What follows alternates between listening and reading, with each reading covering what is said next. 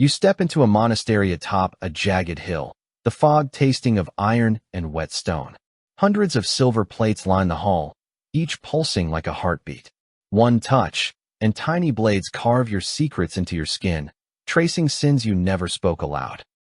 Shadows twist around you, bending reality to expose every doubt. Your own flesh becomes a ledger, alive, watching, punishing. You realize the monastery does not just record sin, it owns it, and it never forgets.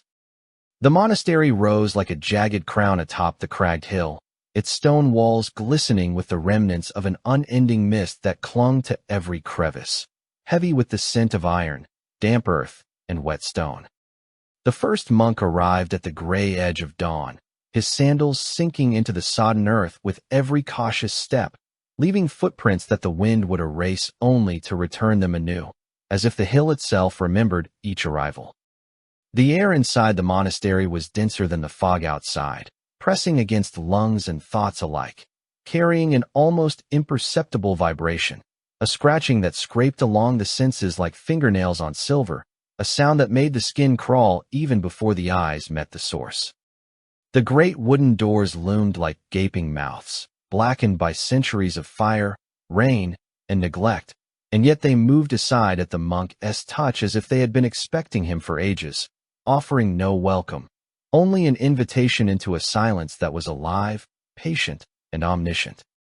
Long tables stretched across the stone hall, surfaces polished to a faint gleam that caught the trembling candlelight in flickers of silver and shadow.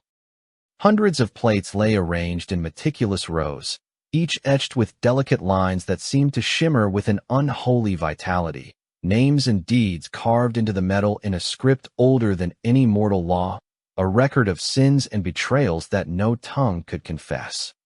The monk's breath froze in his chest as he stepped closer, every nerve igniting with an instinctive understanding that the plates were not inert objects but sentient witnesses, alive with memory, capable of recalling acts thought long buried or never revealed at all.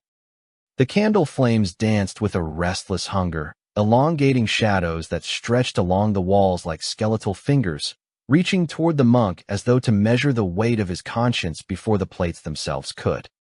A metallic hum resonated softly beneath the surface, a vibration that seemed to move along the floor and through the stone pillars, threading into every joint and sinew, pulling the monk's own muscles into subtle tremors of unease.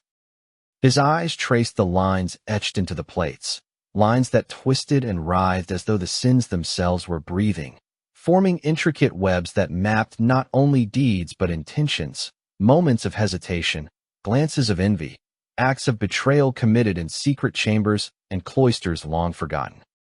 The hall was heavy with a scent of wax, scorched slightly at the edges, mingling with the coppery tang that seemed to seep from the plates themselves, penetrating pores and hair, settling into the marrow as a constant reminder that judgment was patient, omnipresent, and immediate. Even the stone walls seemed to pulse with the weight of memory, shadows coiling around columns, curling into arches, and dripping like molten guilt into the corners, where darkness pooled with an intelligence all its own, recording every flinch, every shiver, every heartbeat, as if the monastery demanded confession before the tongue could even form a prayer. The monk's fingers twitched, drawn inexplicably toward the nearest plate, and as they hovered above its surface, a sudden pulse of cold ran along the flesh, a sensation that was not pain but recognition, as if the metal acknowledged him and measured him against the sins of centuries. Each breath he took was stolen by anticipation, each step forward in negotiation with the air itself, thick and charged with the collective histories of every monk who had ever walked these halls, some long dead, some still trapped in memory. And as he knelt before the first plate, the metal pulsed again, faintly at first, then with growing insistence, whispering secrets of those who had come before, of those yet to fall, of judgments not yet rendered, and the monk realized, with a chill that burrowed to the core of his being, that the monastery did not merely record sins.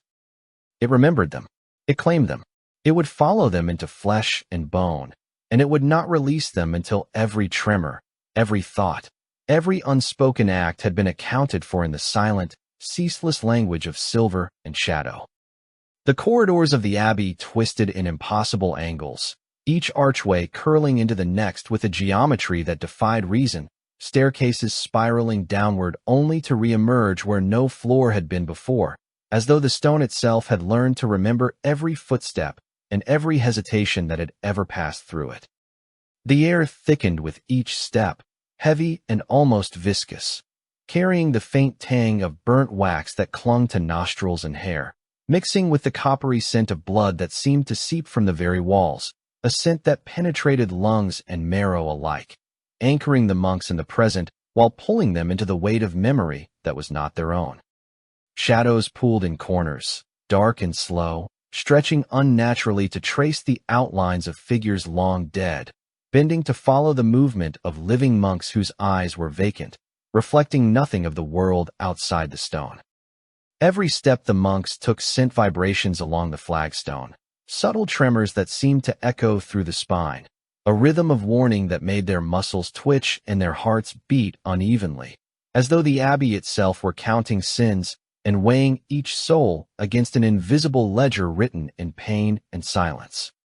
The plates on the tables, hundreds of them gleaming like captured moonlight, hummed with a quiet insistence, small pulses of energy running along the etched names and carved sins, invisible currents that sought out the flesh of those who lingered too long, pressing against skin, pulling against sinew, probing with an awareness that was older than the walls, older than the monastery itself.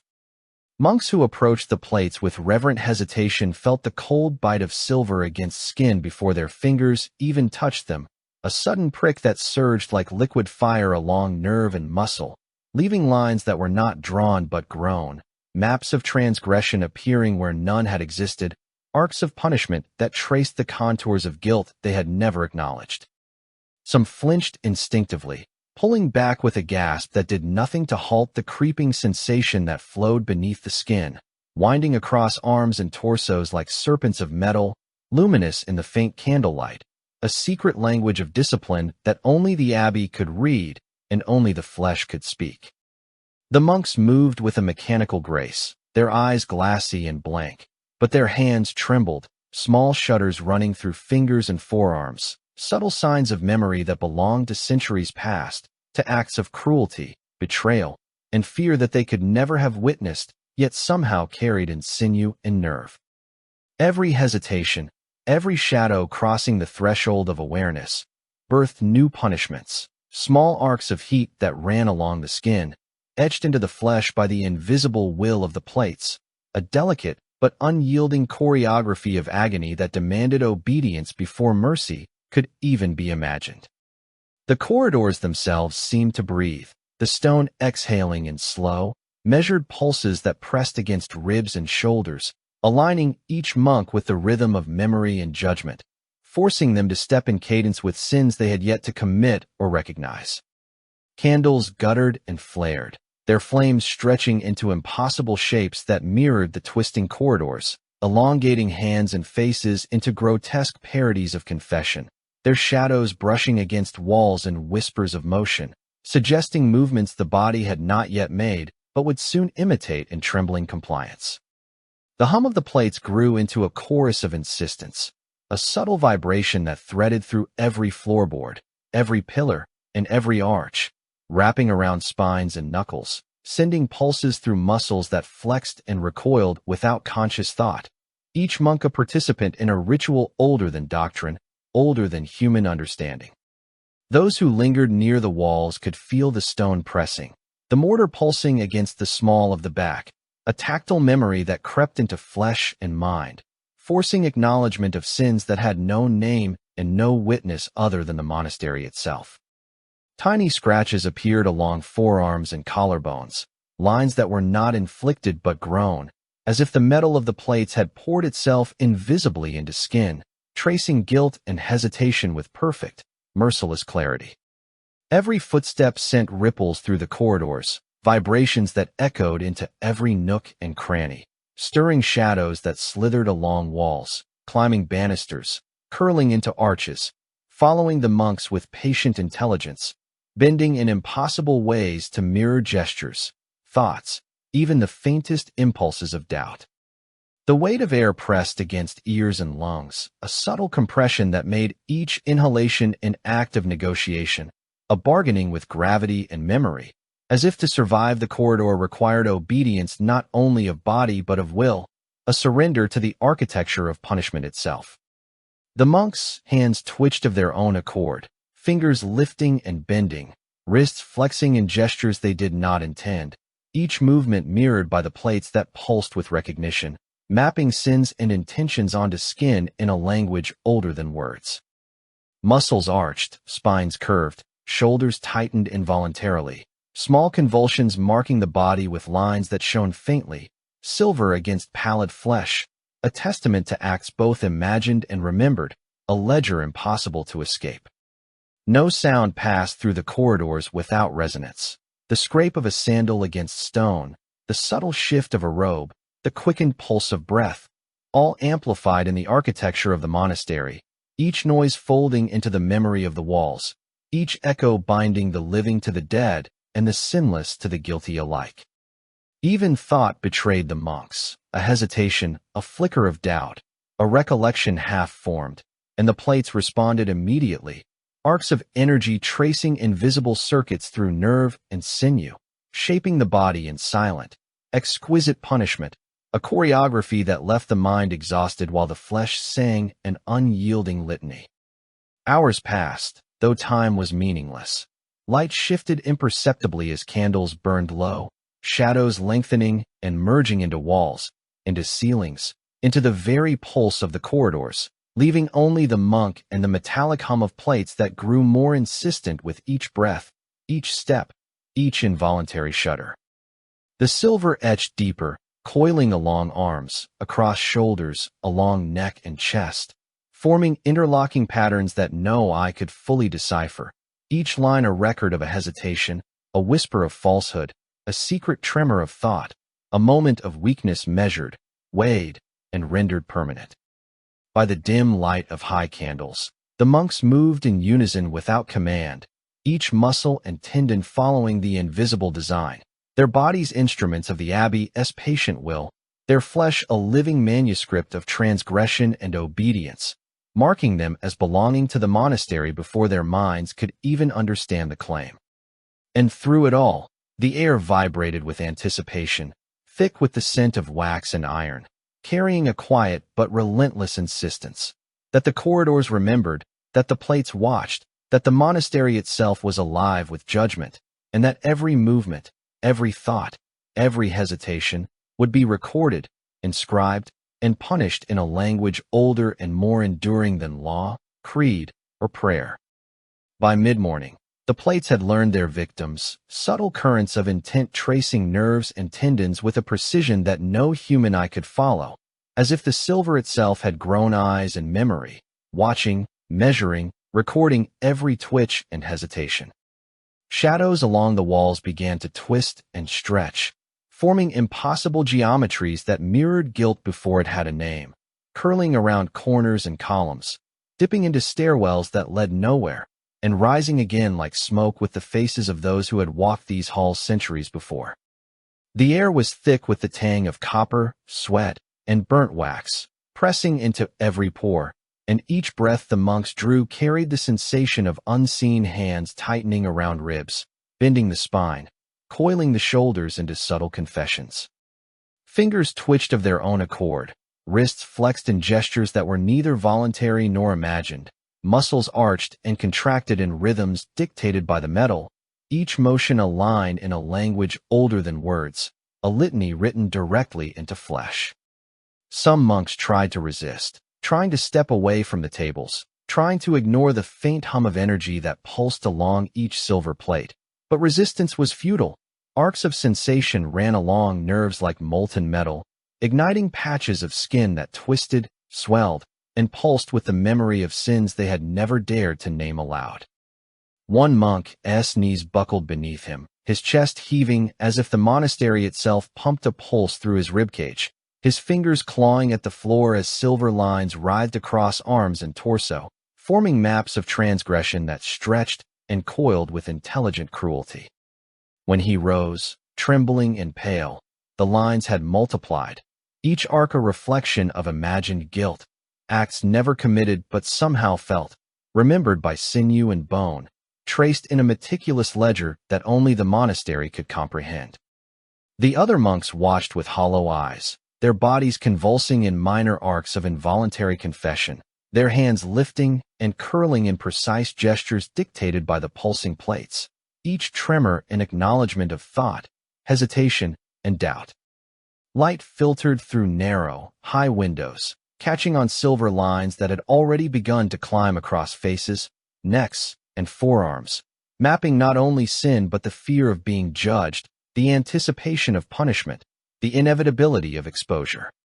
The corridors themselves seemed to react, stone and mortar bending subtly in the periphery of vision, arches swelling, floorboards flexing under invisible pressure, shadows moving with deliberate intent to frame, isolate, and amplify the torment. Every movement was mirrored, every thought reflected, each twitch a prelude to further marking. The monastery was alive in a way that defied understanding, a sentient tribunal that wrote in muscle and nerve, in pain and pulse, in fear and breath. Candle flames bent toward the plates as if drawn by their energy, flickering shadows that elongated and merged with those of the monks, forming grotesque tableaus of accusation across walls and vaulted ceilings, each a performance of judgment enacted without sound, without words, without mercy. The scent of molten wax burned slightly in the nostrils, mingling with the metallic tang that clung to every hair and garment, pressing the awareness of the abbey's attention into the skin itself, forcing the body to acknowledge the invisible measure of guilt and failure. Small arcs of heat and pressure climbed along spines, flexing fingers into impossible positions, arching backs, curling shoulders into the posture of confession, mapping sins past, present, and imagined with merciless clarity, leaving no muscle untouched, no tendon unmarked. Those who moved near the walls felt the stone pressing back, subtle shifts of gravity and resistance that guided their motions, pulled them into alignment with the silent rhythm of the abbey, shaping gestures and steps in obedience to a design older than doctrine, a choreography of judgment older than the living memory of any monk. Whispered impulses of doubt were answered with immediate sensation, every flicker of disbelief, every thought of evasion translating into waves of metallic pressure that traced arcs and circles across skin, burning faintly with the precision of an artisan, the cruelty of a tribunal, the inevitability of fate. One by one, the monks found themselves unable to separate thought from motion, will from flesh, imagination from reality. Each pulse of the plates, each vibration of the corridors, each movement of shadow guided the body toward confession, toward submission, toward the acknowledgement that the monastery had claimed them entirely. In corners where the light failed to reach, shadows writhed independently, curling around limbs, climbing over shoulders, mimicking gestures, bending reality to match the pulse of the silver, creating a theater of compulsion that left the mind exhausted while the body continued to perform its litany of guilt. Even the floors and ceilings seemed to remember and react, creaking with invisible weight, bending subtly to shift balance, guiding steps, urging pauses and movements, folding the living into the architecture of penance as if the monastery were not a building, but an organism that lived in the sinew and blood of those who entered it. By mid-morning, the monotony of pain and attention blurred into a single rhythm, a cadence older than speech, older than thought, where each monk's heartbeat resonated with the metallic pulse of the plates, each tremor a syllable, each twitch a word in the invisible script that stretched across arms, torsos, and faces, a living manuscript of compliance, terror, and memory. The monk who had collapsed rose again, pale and trembling, his chest still pulsing as if the abbey beat within him, and when he looked down, silver lines had coiled further, mapping not only sins he had committed but the ones he feared, the ones he imagined, the ones that had existed only in possibility. The abbey had learned faster than thought, remembered more than memory, and claimed more than the body could endure, and in that silent, suffocating mid-morning, each monk understood that there was no refuge, no denial, no delay. The plates, the shadows, the stone, the air, the very candlelight, all conspired in a relentless, sentient judgment, a tribunal older than time, and every pulse of muscle and nerve became a line in a record that would grow, twist, and writhe long after the monks themselves had ceased to understand the meaning of freedom, sin, or self. The abbey's bells tolled without sound, invisible vibrations rippling through stone and air alike, pressing against lungs, rattling teeth, bending ribs with a force that demanded attention, a gavel striking endlessly on the invisible scales of obedience and doubt. The elder monks moved through the corridors like predators, long robes brushing floors slick with the faint residue of wax and iron, eyes scanning plates and flesh with a precision that bordered on prescience, hands hovering over pulsing silver as if feeling for the tremor of thought itself. The plates no longer lay inert. They had learned, grown sentient in the cold candlelight, their names and sins etched deeply enough into silver that every pulse of metal resonated through nerve and tendon, rising beneath skin in waves of light and pain that traced intricate maps of guilt and hesitation across shoulders, forearms, and torsos. Lines of silver curled and coiled with uncanny intelligence, following joints and sinew as though anticipating movement before the body could act, translating doubt into arcs of sensation that cut through flesh and marrow, leaving impressions that throbbed with memory of acts performed, imagined, or feared. Monks who paused even briefly to question, to hesitate, to glance too long at the walls, felt trails of metal surge across palms and faces, scorching yet delicate, folding across eyes and collarbones, spiraling down spines, a language written in pain that demanded recognition and acknowledgement. Every movement, even unconscious shifts of weight, triggered the plate's awareness, muscles arched without consent, fingers flexed in gestures of confession, backs bent subtly in homage to a tribunal older than doctrine, older than conscience, older than any living memory. The corridors themselves had grown restless, stones and mortar bending subtly, arches widening, floors flexing beneath feet as if the building remembered and responded, creating the illusion of narrow hallways that lengthened unnaturally, staircases that descended to nowhere, ceilings that stretched and tilted toward candle flames, shadows pooling and splitting into grotesque silhouettes that mirrored, amplified, and corrected every tremor of doubt, every flicker of disbelief. Candles bent and leaned as though alive, flames curling toward plates, drawing shadows into a theater of accusation that had no audience beyond the condemned monks themselves, each tableau a silent rehearsal of sin, punishment, and inevitable repetition. The faint tang of molten wax mixed with iron and copper, filling every cavity of air with the memory of pain, pressing the chest and neck with subtle insistence, reminding each monk of the permanence of every arc, every inscription, every twist of silver that now lived beneath skin like a separate, sentient being. Even sleep offered no reprieve. Resting monks woke with muscles already arranged in gestures of confession, fingers curled involuntarily, shoulders arched, spines bent in the quiet choreography dictated by the plates, dreams indistinguishable from waking punishment, thought and sensation folded into a single, continuous litany.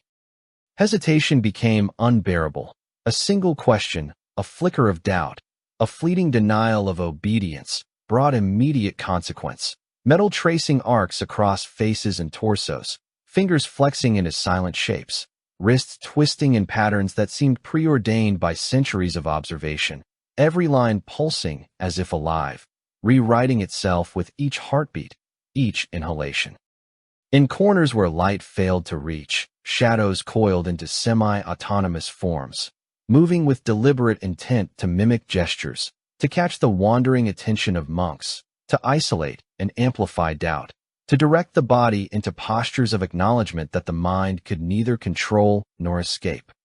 The abbey itself seemed to breathe, exhaling pressure through stone and air, wrapping the corridors, the stairwells, the vaulted ceilings around the monks' bodies, a suffocating embrace that bent the will and guided the flesh into perpetual compliance.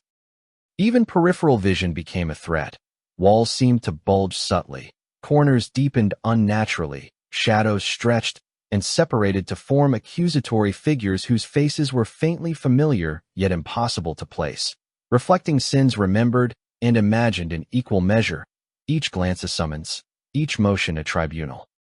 The silver inscriptions writhed with purpose, coiling into new forms along shoulders, along forearms, along faces, tracing paths that had not existed moments before, adapting to thought, emotion, and subtle hesitation, creating a dynamic ledger of guilt and confession that no monk could escape or conceal.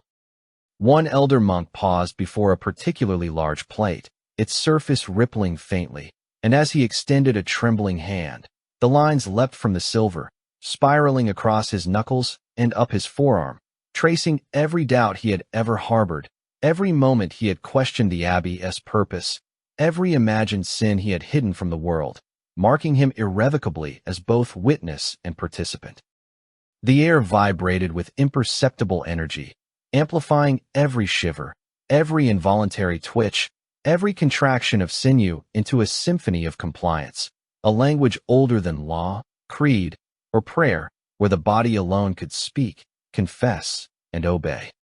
Footsteps echoed unnaturally, reflections of movement generated by shadows and light that did not correspond to the living, following monks through corridors, over stairs, along narrow passages, as if the monastery itself observed, recorded, and corrected the choreography of transgression.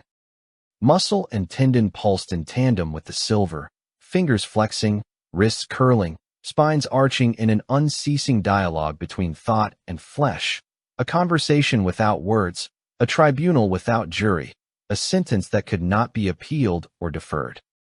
No corner, no wall, no shadow offered safety. Every inch of space had been claimed by the judgment of plates and stone, every glance watched, every movement recorded, every hesitation punished with precision.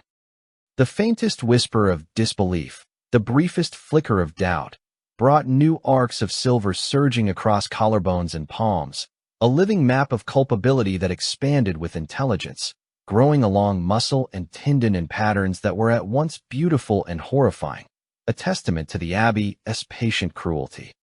Even as monks moved mechanically, with eyes blank and faces pale, their bodies betrayed them in subtle tremors, subtle gestures that spoke louder than any voice, writing across their flesh the narrative of obedience, fear, and sin that the abbey demanded. Hours passed, though time was meaningless, the invisible rhythm of judgment flowing through stone, air, and sinew, binding thought and flesh into a single, unbroken cadence of acknowledgement. Every heartbeat, every pulse, every twitch of muscle became part of the ledger, every inhalation and negotiation with pain, obedience, and the silent verdict that pressed through corridors and archways, a constant and inescapable reminder that the abbey's eyes and hands, though unseen, were eternal, patient, and unyielding. Weeks passed as months would have, though the abbey kept no measure of days or sun, folding time into itself, stretching moments into eternities where breath, heartbeat, and pain became indistinguishable. The air grew dense, saturated with the metallic tang of silver, the faint acrid smoke of burnt wax, and the subtle, persistent scent of blood that had seeped into stone and timber over centuries.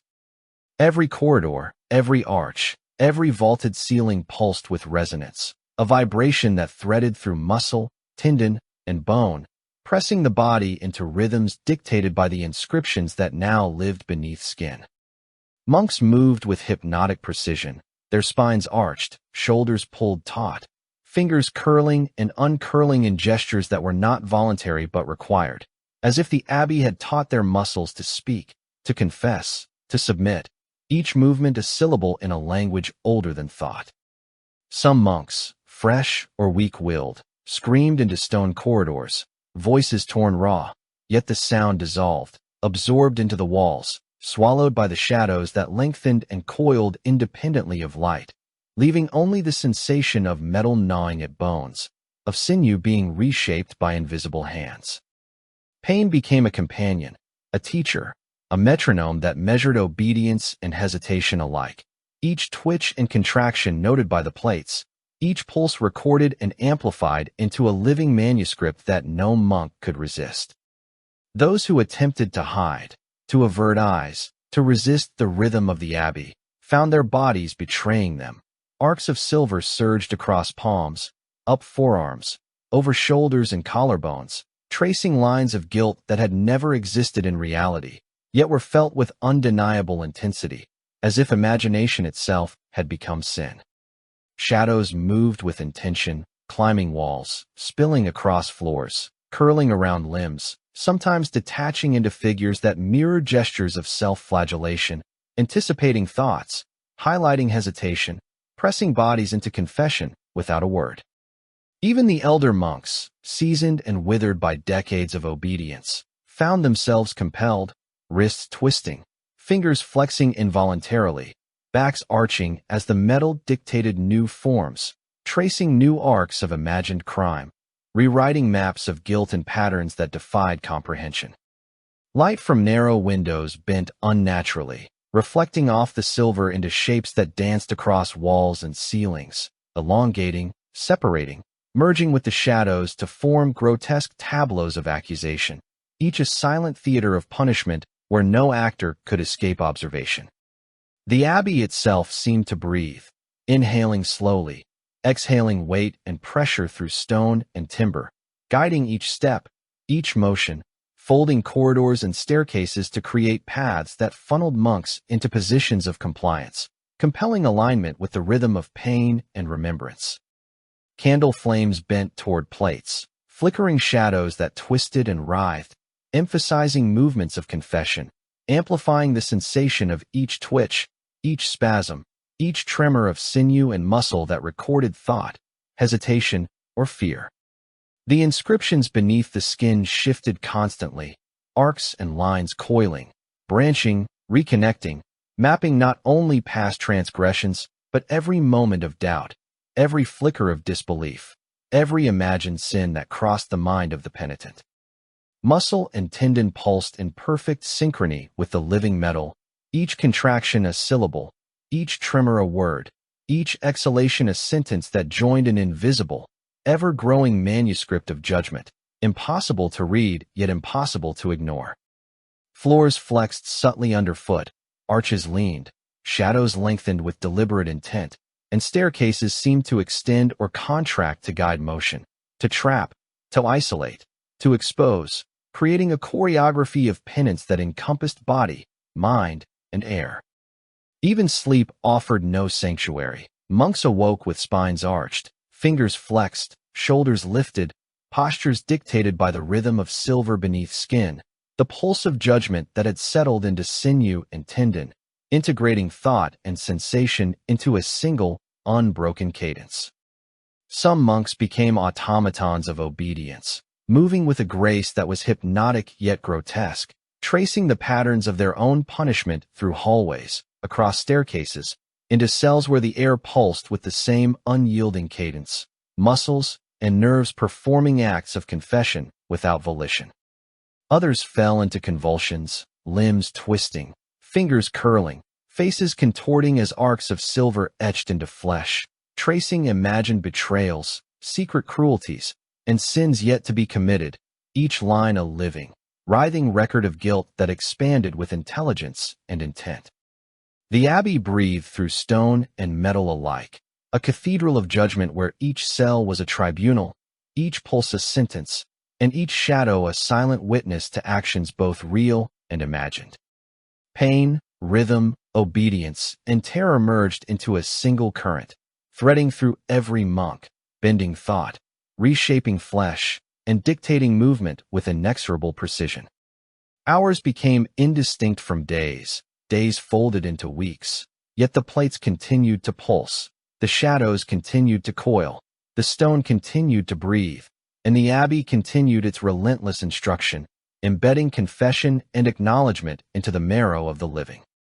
Monks walked corridors that warped subtly beneath footfalls, hands and fingers tracing the echoes of arcs of silver, muscles contracting involuntarily in response to shadows and stone, as the inscriptions beneath skin multiplied, expanded, and intertwined, each line a testament to obedience, submission, and the endless, intelligent cruelty of the monastery. The air carried faint whispers of thought-made flesh, a subtle vibration that threaded through lungs and sinew alike, reinforcing rhythm, amplifying fear, insisting upon recognition of every hesitation, every doubt, every imagined sin, leaving the monks suspended in a living choreography of penance from which there was no reprieve, no delay, and no mercy.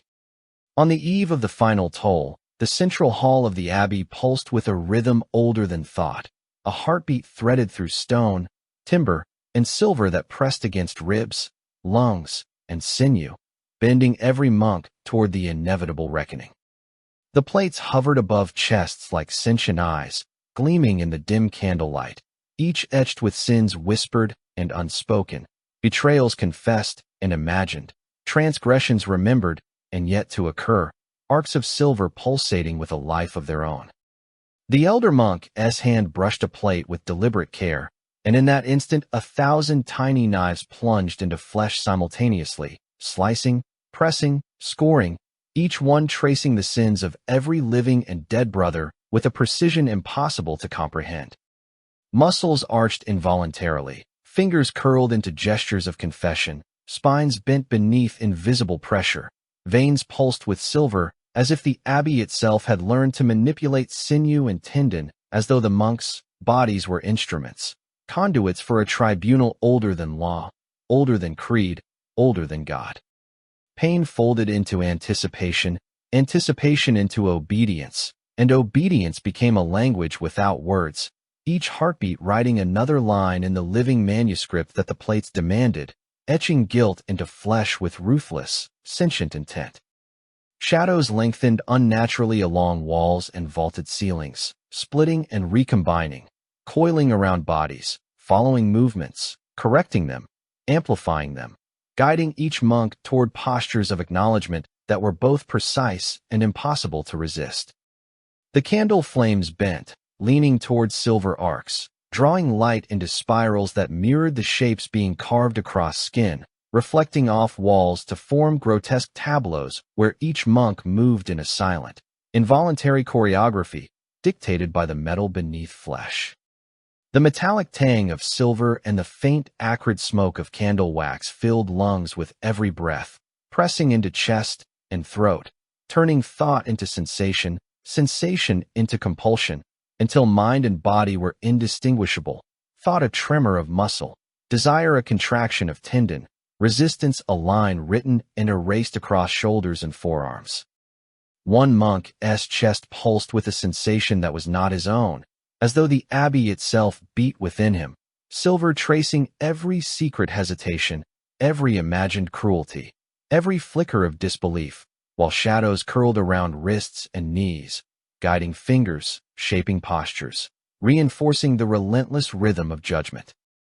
The air became thick, almost viscous, vibrating with the pulse of every plate, every arc of silver, every coil of shadow, so dense that the monks' steps sank slightly into it, as though the abbey itself had grown tangible, a living tribunal pressing on every nerve and tendon. Then, as the last toll of the invisible bells approached, the plates began to crack. Hairline fissures formed across their gleaming surfaces, spreading like fractures in ice, lines jagged and unrelenting, and from these cracks poured torrents of silver, molten yet solid, flowing over skin, over robes, over stone, a living, twisting river of guilt and punishment that consumed flesh and sinew alike. The torrents surged with intelligence, separating, coiling, pressing against bodies, encasing monks in walls of living metal that writhed, tightened, and hardened simultaneously, leaving only eyes wide with terror, mouths open in silent screams, hands pressed to faces as arcs of silver traced lines of complicity, fear, and disbelief across skin that would never again be free of inscription. Some tried to move, to wrench themselves free, but every contraction of muscle was met with resistance, every attempt at flight countered by the living metal that now existed in harmony with the plate's long memory, coiling around limbs, bending joints, tightening sinew until bodies became immobile yet fully conscious, a testament to punishment perfected. Faces pressed into hands, foreheads against cold stone, torsos arched beneath the relentless embrace of metal that responded to thought, that anticipated panic, that expanded to trace imagined sins as easily as real ones, writing new chapters in a manuscript no eye could read, a record that could not be erased. Eyes darted involuntarily to walls, ceilings, and corners, only to find shadows stretched, multiplied, bending impossible forms to mirror gestures of confession, amplifying every twitch, every spasm, every involuntary bend of limb, a silent chorus of accusation surrounding each monk in 3 dimensions of pressure and intent. The remaining air was thick with metallic scent, faint smoke, and the hum of judgment, vibrating through marrow and sinew alike, imprinting fear and obedience into the very marrow of those trapped within. Some monks, crushed beneath the weight of living silver, arched spines in silent acknowledgement, accepting postures dictated by arcs etched into muscle, veins pulsing with traces of the sins of brothers who had long since died, rewriting memory and guilt across those still breathing. Others convulsed as arcs of silver traced imagined betrayals, lies yet to be spoken, moments of doubt and hesitation, forming a lattice of punishment that grew ever more complex, self-replicating, intelligent, feeding on fear and obedience alike. From the vaulted ceiling, smoke twisted toward the arches, mingling with the metallic torrent, reflecting in rippling light across walls and columns, casting a grotesque brilliance that rendered the hall both cathedral and prison, altar and tribunal, each monk a living testament to the abbey's unyielding will. Outside, under the serene glow of the moon, the monastery appeared abandoned, stones gleaming pale beneath silver light, windows dark and silent, yet every bell that rang afterward carried the faint tang of metal, of silver, and of screams, echoing across the countryside in a subtle, persistent warning. Judgment had not ended. It had merely learned to wait. The abbey slept, yet within its stones, shadows, and remaining plates, the intelligence of centuries of punishment waited, patient, insistent, eternal, a tribunal of living metal, watching, recording, shaping futures through memory, flesh, and the subtle, unyielding rhythm of silver that would awaken whenever sin, doubt, or hesitation dared to enter its halls. Monks were gone or encased, yet the pulse of judgment continued, a quiet heartbeat beneath stone and mortar, a latent force ready to rise, reminding any who approached that obedience, confession, and pain were not simply requested, but demanded, eternal and unforgiving. The final toll had passed, yet the abbey remained a living, waiting cathedral, every shadow, every reflection, every breath of wind carrying the metallic whisper of justice unyielding, a presence as patient and eternal as the stones themselves, and as inescapable as the sins written into living flesh.